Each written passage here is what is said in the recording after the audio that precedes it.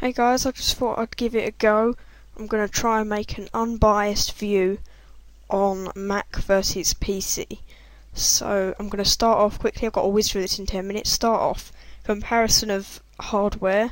MacBook Pro 15-inch 2.66 GHz. We've got Intel Core 2 Duo, 4 GB of RAM, 320 hard drive, 7-hour battery, GeForce 9400M with 9600M GT 256 meg. So I'm going to compare this with this. It's a Dell XPS, which is similar price, and it's got a 17-inch display, so obviously it's got a bigger display with a bigger resolution, which is a bonus, and it's got probably slightly more RAM, just a tiny bit, like a couple of megabytes or something, because they're never fully accurate.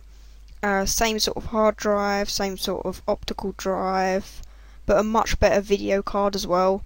The processor's a tiny bit slower, 2.66 versus 2.40 on the Dell, but they are both, the Dell has a better display and video card, so that makes it the winner here. So you can see that the Macs are slightly more expensive, but it just depends on what you're using and whether you want the operating system. So I'm going to move on. Right, this is an all-in-one media center PC, 17-inch display. It's got XP Pro with a 400 gig hard drive, DVD-RW, 1 gig of RAM, 1800 MHz processor speed. So that's 190 quid, and it's all built in. It's a proper one, and it's got all the stuff with it. And it comes with all the media software bundled. So now we're going to look at the iMac G5, 17-inch, 1.8 GHz, 80 gig. So obviously, it's a lot less hard drive. The specs are considerably lower, but the value of it is still held. It's £335 buy it now there. So you can see that the Macs do hold their value, which is an added bonus. Right, now obviously this is Vista, this screenshot here, and I'm going to be using, my thing's going to be Leopard versus Vista, because that's the awesome feature they've got on Engadget. But I understand that the upcoming Windows 7 and Snow Leopard are going to come out, but I think, from what I've seen, they are very good updates, but they are mainly focusing on speed and security, and they're not adding many new features with it. So what I'm going to do is just do it based on Leopard versus Vista. So you got Vista here, and obviously Windows 7 is slightly different. It's still got the same arrow interface, but it's got a new taskbar, which is quite similar to the dock. And there's Snow Leopard and the normal Leopard. The only real major difference is the wallpaper that comes as standard, but whatever. So yeah, we start off, we're going to be using the awesome guide featured on Engadget. So accessibility, Leopard is said to have better file browsing. You got cover flow and quick look, expose, which is apparently better than Flip 3D on Vista, more easy to get to. You got the Aqua interface on Leopard and the Aero Glass on Vista. Leopard does not support tablet and touchscreen yet, but Vista does not support virtual desktops either, so that's a downer for Vista. But that's a downer for Leopard as well, for not including touchscreen support yet. iCal is said to be better than Windows Calendar, and so is the address book and mail applications. The stock applications included on Leopard are said to be a lot better, because you got iMovie, which is said to be better than Movie Maker, and you got iTunes, which is said to be better than Media Player. So with iPhoto, iCal, etc., etc. So that's pretty much that. So you can see there are a lot of different things that it's going through here. I think that the interfaces are I think the Leopard interface is slightly more user-friendly once you get used to it.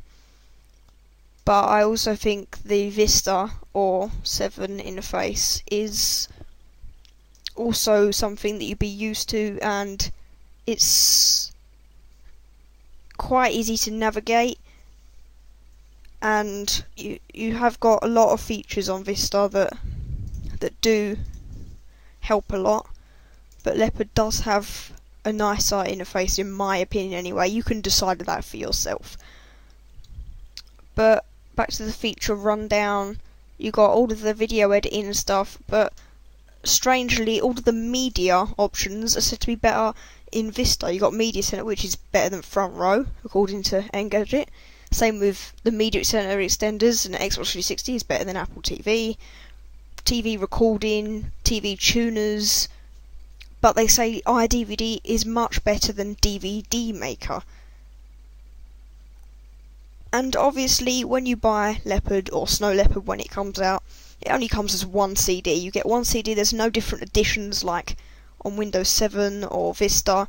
You get like the Home Premium, the Basic, the Professional, the Business, the whatever. You get a lot of different versions, which does make it slightly confusing, so I think Apple has the advantage there because it's easier to choose because there's only one version of their operating system. And when we're talking about updates, I'm going to be talking about 7 and Snow Leopard for the minute.